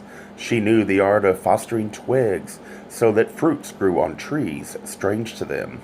She grew vines, the fruits of which were not used for wine, and these she twined around bowers and over the branches of trees. GLN 93. The woman dwelt under the protection of Ashura's father, but the mother of Ashura was not of his household, for he was a strange king, though a mighty one. The place wherein they dwelt was fenced about and guarded by 7 fierce hounds, tawny-coated and long of body. The maiden was supple and firm-breasted. She was tall and graceful, red of cheek and light of skin. Her sole garment was plainly woven and unadorned, for she lacked all the things with which women bedeck themselves. Upon her head she wore a garland of leaves, and her only ornaments were flowers. She was shy and restrained of glance. Nevertheless, she was not unobserved, for the eyes of men had fallen upon her from outside the place wherein she dwelt. They did not enter the place, for to them it was sacred ground, upon which men feared to trespass. GLN 94. One day a hunter passed by and became smitten by her beauty and modesty. He thought also of what she had to offer, fine fruits and green-growing herbs, a garden of plenty wherein her embrace he could find rest from the rigors of the hunt. He came to pay his court, garbed as for the chase, with bow on back and spear in hand. He brought with him 2 wild geese and a young piglet to lay at her feet. But when his steps brought him within the fence, the hounds were loosed upon him. The hunter, seeing that he was unwelcome, took counsel with himself, and thought, "Perhaps if I am uncouth in her sight, my brother, the shepherd, will seem better in her eyes." GLN 95. Therefore the shepherd came and sat on the grass outside the fence, paying his court with music from the pipes. But she paid no heed to him. Still he remained until, wearying of his piping, she called out, "Go, for what want I with one who sits blowing wind all day? Go, learn music from the flowing waters." GLN 96. In the days that followed, others came among them, a merchant, a rich man, a lord of grain fields and vineyards. Word of her beauty had been brought to him, and he was challenged by her inaccessibility. So he thought, "If indeed it is as men say, then I will have this woman for my own. Have I not riches enough to provide all that gladdens the heart of a woman?" So he came wearing a mantle of scarlet with brooches of bronze. He wore buckles of silver and ornaments of carnelian and gold. He was a man possessed of a smooth, well-oiled tongue, the owner of a storehouse of fine words. He came with attendants who drove off another, who sat outside the fence. The merchant came boldly through the gate of the fence, but Ashura met him. When he paid court with bejeweled words, she said, "What have you to offer but gold and treasure? Think you that such unfeeling things can capture my heart? Am I to be bought as a woman bound within her father's household? Am I to be another counted among the many women you have known, an occupant of a corner place within your heart, O man of many lovers?" Then he was wrath with her, but she took no heed, and the hounds drove him off, even the lordly one, for the ground here was sacred. GLN 97. One day, not much later, the young Enchedi came that way, and in passing he saw the maiden Ashura. But because of his unfamiliarity with women, he hesitated to speak, though he too was smitten by her beauty and maidenly bearing. GLN 98. Passing that way again, Enchedi stopped by the place, and seeing an old woman sitting beneath a tree, he said to her, "Mother, may I have some water? For I am thirsty from journeying." The woman replied, "My son, there is water in plenty below on the other side of this place, which young ears should hear. But I am blind and cannot see. I too thirst, and therefore I beg that you enter and bring me cool water from the pool below the waterfall." So Enchedi entered and drank, and he gave water to the woman. Though Ashura espied him from afar, she did not come near, but neither were the hounds allowed near him. GLN 99. Hurmenator had returned from his strange journey, but was puzzled when he saw Enchedi was silent and spoke little, that his thoughts were not inside him. So Hurmenator questioned him, "Wherefore are you sick? What ails you?" Then, when Enchedi spoke to him of the maiden he had seen, Hurmenator said, "This is a delicate matter, and one not for the heavy tactics of men. Does not the fawn take flight at the sight of the hunting hound, while the moonflower, that closes its petals at the touch of a man, opens them at the touch of a woman? Your heart has guided you rightly when counseling caution, for you are ill-equipped to catch this rare bird of beauty when unaided by wisdom. For a woman's errand, let us send a woman. The nightingale sings in the presence of the owl, but hides in silence when the hawk roosts nearby. GLN 910. Then Hurmenator spoke with the maidservant of she who had mothered the daughters of Fermanagh, and the maidservant agreed to do the things he told her. Thus, on the morrow, she went forth unaccompanied, and coming to the place where Ashura dwelt, sat down outside the gate. When the eyes of the maiden eventually fell upon her, Ashura saw the bent old woman, weary and travel-stained from the journey, and out of kindness, for she was gentle and compassionate by nature, brought the old woman in, that she might sit under the shade of a tree to rest herself and eat some fruit. GLN 911. After the maidservant had rested in the shade and refreshed herself, she spoke to Ashura and said, "How lovely is your garden, how well watered, how bright and refreshing its many fruits. I have heard much of this place, but more of you and your beauty. But no words of men have done justice to what I see with my own eyes." Ashura said, "The words of men often differ from the thoughts of their hearts. While flattering words are bait above a well-set trap, let us not talk of men and their wiles, but of more pleasant things. Come, let us walk around the garden." GLN 912. They walked and came to a place where grew a tamarisk tree, and about the tamarisk entwined a vine holding many bunches of grapes. The old maidservant said, "Behold, this tree, of what value would it be, were it not for the vine? Would it have any value, except as firewood? And what of the tree to which it clings? Would it not straggle along the ground, laying in the dust to be crushed underfoot by any passer-by? It would be a helpless thing, unable to raise itself up, a barren creeper, bearing no fruit. So see what benefit comes from their union, and learn wisdom. Is not the tree named as a man is named, and the vine as a woman is named? We, who are old, see lessons in such things, and in learning from them gain wisdom. The young are ever loath to even read to their benefit from the book which is always open before their eyes. GLN 913. Ashura listened, but said little, and as they walked, the maidservant spoke of the young daughters of Farmana, whom she had nursed, and of the ways of man and women. She spoke as such women speak, her tongue following a winding road. The speech of men comes out like an arrow, but the speech of women comes out like a puff of smoke. Men talk with the naked tongue, but words from the mouth of a woman are veiled and devious. The tongue of a woman is a sword sheathed in silk. Not for naught are women called the twin tongue. Perchance these words were added in the days of Thalos, for not all men think thus of women.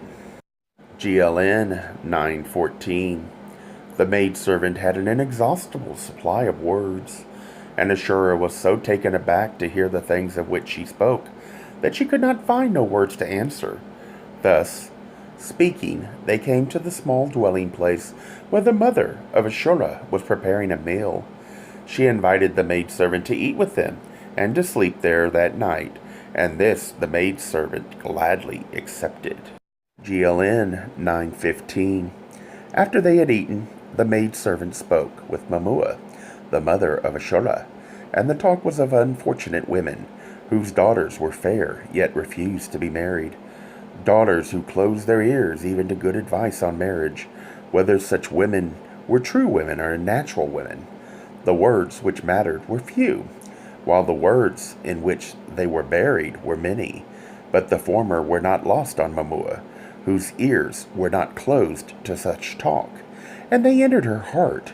She gave attentive ears when the other spoke of Encheti, who, though but a youth, was wise. Though he had not yet drunk deeply from the waters of wisdom, nevertheless, the well from which he drew them was a never-failing one. Be wise, said the maidservant. Choose this young man, for surely none better will come this way. He does not wander from his place of duty. He is not slothful in manner, nor does he spend his days in futile pleasures. He does not go from women to women, and while it is true that this could be because of his age, yet he speaks of women only with respect, which is not the way with budding fornicators. He is manly, he is of the blood of kings, and above all, he is wise, because he was a wise instructor. He is a youth of good promise, and one who would not bestow his love lightly. GLN 916. The mother of Ashura heard the words of the maidservant with both ears, and when the maidservant was departing, said, Come again when the moon is new, that we may speak more of these matters. And Chetty visited the place again, and when the maidservant returned, at the new moon, Mamua said, It is well. My daughter will marry the youth and Chetty, but first he must bide in the place where he now serves for 1 year. Then he must labor in this place for 1 year. After this he may marry Ashura with my blessing. This seemed good in the eyes of Encheti, and so it was that he labored 2 years in order to marry Ashura. Kolbrin Bible, Book 2, Gleanings, Chapter 10, Death of Hurmenator, GLN 10:1. In the days when the Elshamban were gathered in war hosts, Hurmenator departed with his household and the household of Encheti to dwell in the land between the great river of sweet waters and the bitter waters of the west. And they built an encampment there. They were in a land where some men spoke as Hurmenator spoke, and though there were men of blood with them, the people of the land let Hurmenator and those with him dwell in peace among them, because in those days men were afflicted with Inahana. GLN 10:2. When the task set upon him was nigh finished, Hurmenator knew that his days in the land of the living were not to be many more. Therefore he betook himself into a place of solitude. There he fasted for many days, casting his spirit that it might commune with the Father of the gods. But the voice of God remained silent. Then he left that place, going into a cave, where he dwelt in the half-light for many days. But again there was no response from the Father of the gods. So Hurmenator departed from the cave and returned to his people, where he was heard to say, "Woe, for truly my God has forsaken me, and remains dumb against my pleadings. Yet I have done all the things told me before times, and written in the great book, wherefore have I failed?" GLN 10:3. Then he went apart from the people, and slept alone, for his heart was heavy. But behold, in the night he had a dream. In it he saw the sacred symbols, spread out upon a cloth of white linen, and each was displayed according to its form. As he gazed upon them and numbered them each by its own number, an ass came and ate up the sacred symbols, and lo, the ass became a Vulcan. Then as he looked, the Vulcan became a cow, and between its horns was a crown of silver and a crown of gold. And the cow spoke to Hurmenator, saying, "Drink of my milk, and anoint your eyes with it. Thus they will be opened, and you will see." Hurmenator drank the milk, and anointed his eyes, and then he awoke, remembering the dream, and being wise, he needed no other to interpret it for him. So then he straightway did the things which had to be done, about which those with understanding well knew, and departed from the people. GLN 10:4. Hurmenator went out towards a place of solitude, about 1 day's journey distant. Having gone about half the way, he became weary under the noonday sun, and so sat down beneath a tree to rest in its shade. Then as he drowsed, behold, a great flash of light came down from out of heaven, and it smote the ground before him. He heard a great noise like a mighty whip crack, and he was blinded. Then he heard a voice saying, "Behold, I am here, the God of gods and the God of men in the beginning." Hearing this, Hurmenator fell upon his face and cried, "O great one, I am your servant." GLN 10:5. Then God said, "Wherefore would you open a door unto me? Because the race of man has been defiled, and men are no longer with me. Am I not the withdrawn one, the hidden one?" GLN 10:6. Hurmenator, still on the ground, answered, "O Father of the gods, I, your servant, would know your will. I have a task nigh finished, and seek to know whether it is well in your sight, or whether it is a thing done without your blessing." GLN 10:7. God answered Hurmenator, saying, "Is this not a sacred thing, a heritage saved and handed down from the days when men walked with me? Therefore it is a good thing, though care must be taken to ensure it is not disclosed to the eyes of profane man. The concoctions which, when properly compounded, will enable man to span the spheres, can also, used otherwise, give men near unlimited potency and extreme pleasure with womankind. Therefore, such things must be carefully safeguarded, for in the hands of lesser men they will certainly be abused. But let it all be as it is written. Do with it as you have been instructed." GLN 10:8. You call upon me as the Father of the gods, nor do you err in this. Yet I am the hidden God, the God of secret manifestation, the wronged God, the betrayed God, and the disappointed God. I am the God who sought to give love divine to men by making them my heirs, making them partakers of divinity, co-creators with me. But men spurn their birthright, not through wickedness alone, but through their weakness and love of pleasure. Therefore, the love once offered cannot be displayed in all its glory. It cannot be revealed in its beauty. It must now be leavened with severity and chastisement. This, so that those who are the inheritors of divinity may return to it with undiminished powers, but purged of their weaknesses and love of unprofitable pleasure. This you should know, that men may know. Divinity of itself is not a created thing and cannot be bestowed as a gift. It comes as the crown of achievement. I, the Almighty God, who by taking thought can create 10,000 worlds, say this. GLN 10:9. Men have said as they will say throughout the ages, Why, if God be almighty, can he not create perfection immediately? Why does he not create beings having the knowledge of divine love forthwith? Why have earth, with all its trials and tribulations? Know this: what appears to you as ages in time is to me but a flash of thought in a moment of eternity. I breathed in, the hosts of earth and the spheres were not. I breathed out, and the hosts of earth and spheres were. I breathe in, and they are no more. All things exist within the Eternal One, and that which men know as the span of time is the act of creation. GLN 1010. Mark the flight of an arrow from the hands of a bowman. It flies from the bent bow. Time passes, then it finds its mark. But to me, the arrow leaves the bow and strikes the mark together. Distance, time, and change are not with me. Once I, your God, was not apart from man, my offspring. Now I am veiled from his sight, not because I have willed it so, but because man has chosen to bring this about. The barrier between us grows ever more dense, as man wantonly spurns his birthright. Henceforth, it may be penetrated only by long and arduous preparations, and even then, those who would do so must know the key. I come to you not because of your preparations, but because your God is ever ready to incline towards men.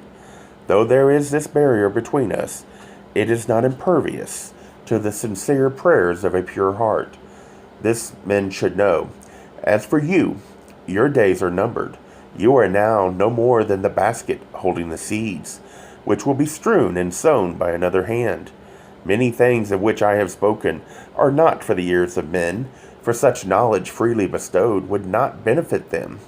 Other things are beyond their present understanding. Let these therefore be recorded unto the generations of men yet unborn. Men are now as children, and must learn again as children, being taught childish tales. GLN 1011. Therefore, go hence, go to Enchedi, and tell him of these things. Say also that his God, I who am, chooses him as the sower of seeds. Let him know that I who am will guide his steps, and will open a door in the barrier, that he may hear my voice. Let your eyes now see again, and behold, I am who I am. GLN 1012. Then Hurmenator left the place where he had seen the face of the Father of Gods, returning to the encampment of his people, which had been set up in the midst of pasture land. When he drew nigh, he saw cattle lying beside the running waters, and men were moving among them. The cattle were dead, and their bellies swollen. Men came up to Hurmenator and cried, Behold, the sustenance of our children is taken from their mouths. The cattle have eaten a herb that burns as fire in their bellies, so they crave water, drinking until they become overfilled, and their bellies burst from within. Therefore they die. Who is this whom you call Father of the Gods? Perchance the gods do have a father, but where is the God who protects men? Where is the God who is the Father of men? While you leave us to pay homage to the exalted one, who may concern himself with the affairs of the gods, but has no concern for the welfare of men. Our cattle die. Because of your words, we have neglected to build an altar to Shamakin, or to pay homage to Yahana. Truly we are men who have been deceived and led astray. We are men who have walked with their eyes turned upward and fallen into a quicksand. Tell us then, O wise one, who are the gods of men and of cattle? GLN 1013.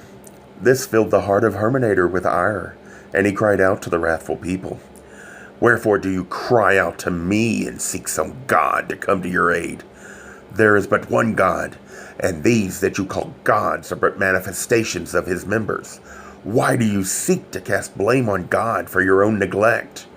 Has he not relinquished his hold on all creatures that serve man, and given them into your hands? Behold, the beasts of the forest and wilderness, do they eat of the herb that poisons? Are they not able to know the herb that is harmful, and the herb that nourishes? The herb that heals in sickness, and the herb that brings death? Who taught them this wisdom?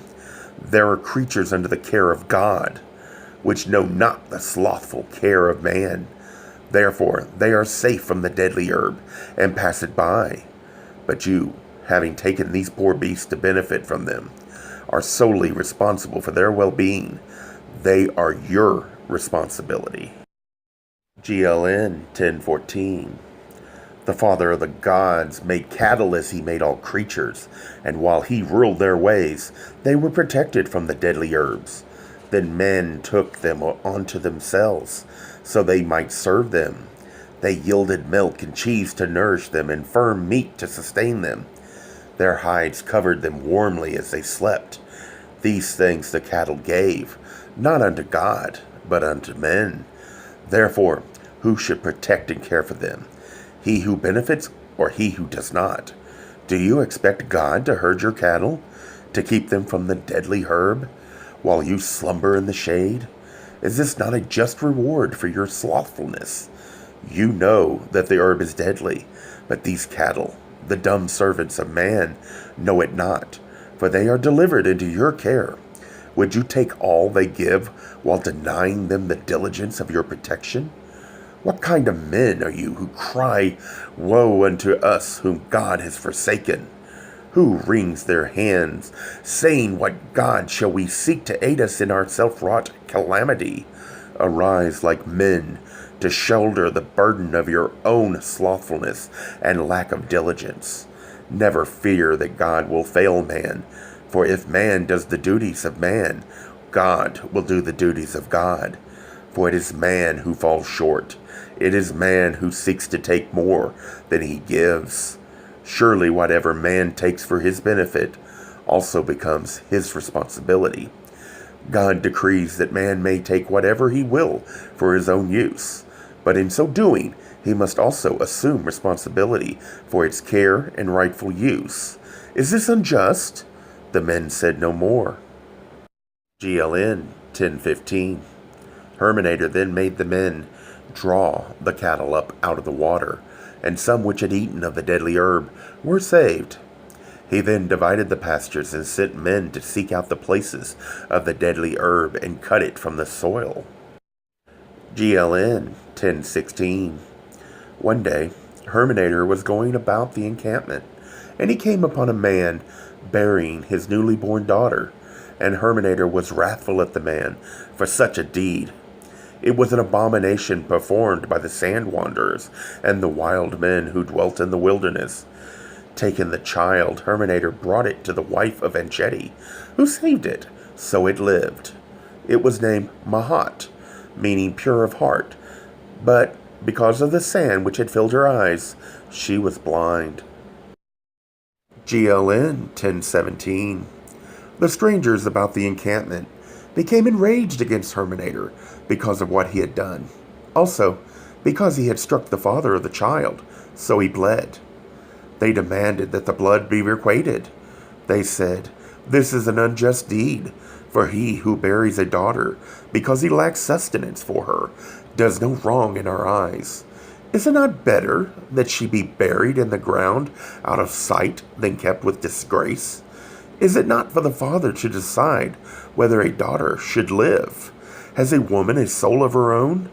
Is she not no more than the maker of the body, while the soul is given into her keeping by man? GLN 1018.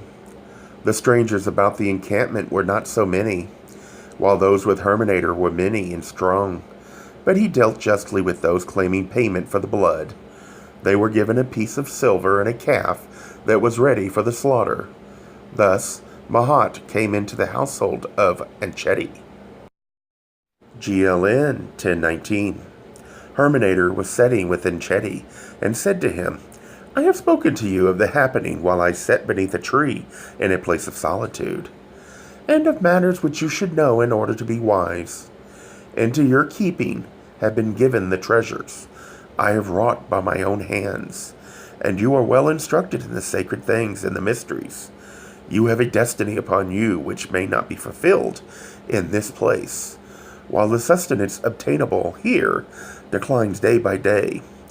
Therefore, let us depart and go a long journey by way of the bitter waters, For should we go by way of the forest or through the great wilderness, we may not live.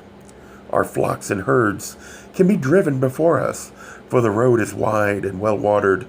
Let us not delay in this place, for already there is a restlessness among the people here.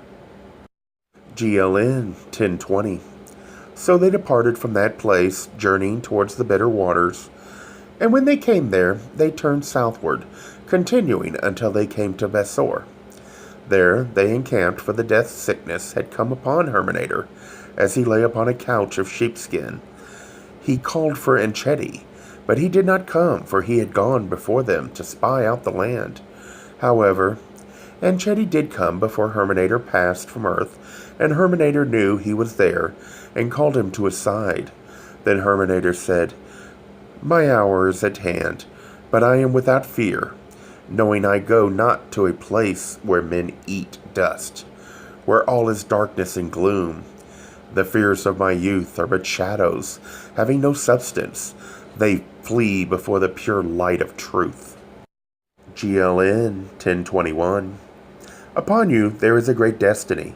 May you reach out and grasp that which your heart desires, and having attained it, use it to deliver all men from the darkness of ignorance. Go forth, like the sun who throws his rays down like a net over the land to enlighten it. Go to a land where the honest man will be made rich, and the dishonest man impoverished. For the balances must be adjusted, so that riches cease to be the reward of dishonesty and deceit. Go to a land where those holding places of power and position will stand forth as examples of goodness and honesty, where none but the worthy occupy high positions, where those who have possessions and estate use these to succor the needy and resist the strength of those who oppress the weak and unprotected. GLN 1022. And Enchedi said, But where is this land? How shall I find it? Hurmenator answered, Where there's such a place, what good purpose would you serve by going there? What you will have to do would have been done already by another. GLN 1023. Hurmenator died and was buried deep within the ground, and none knows his tomb. May he live forever and dwell with the Father of the gods whom he served. GLN 1024.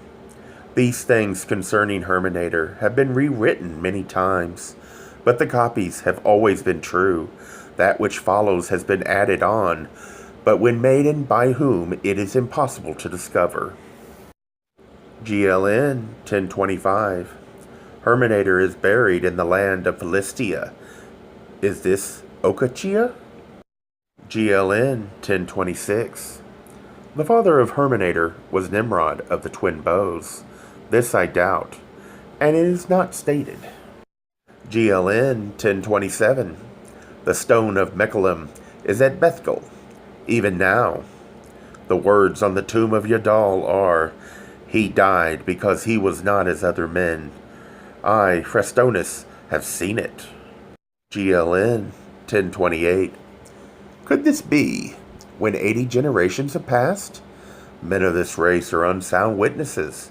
The Samarites say Yadal was not mortal man. GLN 1029. This we know in truth. The deeds of Hurmenator and Yadal are more fully told in the tales of the Hittites. GLN 1030. The shield of Enchedi was called the Big Shaker, and painted upon it was a likeness of the mud-hopping bird. It was this bird that taught men writing, for it left mud marks, which men first read as omens, later forming them into signs, which could be read. They are not as ours, though men among us can read them. GLN 1031. Enchedi taught the mystery of metals in Okachia, a land of beer, bread, and milk. He was renowned in the twin lands of light. GLN 1032. Mahat, the blind one who remained virgin, guided Enchedi to this land. While yet a child, she was filled with the inner light of wisdom, and saw with the Spirit. When he knew not which way to go, her father set her on the ground and held a breast feather before her, upon which she blew. He went whichever way it inclined and was never led astray. Later, she used this method when settling disputes and giving judgments. She was greatly honored, for in the whole land there was no wiser woman. GLN 1033. We who make these writings indestructible have abandoned the Book of Encheti, for it has not a value to those who follow us, and this is a work of much labor. It contains laws for a people living in a land called Okachia, who must have been less than barbarians, for he forbade such things as the eating of children newly born, the mixing and drying of their blood for eating and uniting brothers, and the hanging up of women in travail, also the cutting of a woman's private parts, and the deballing of men.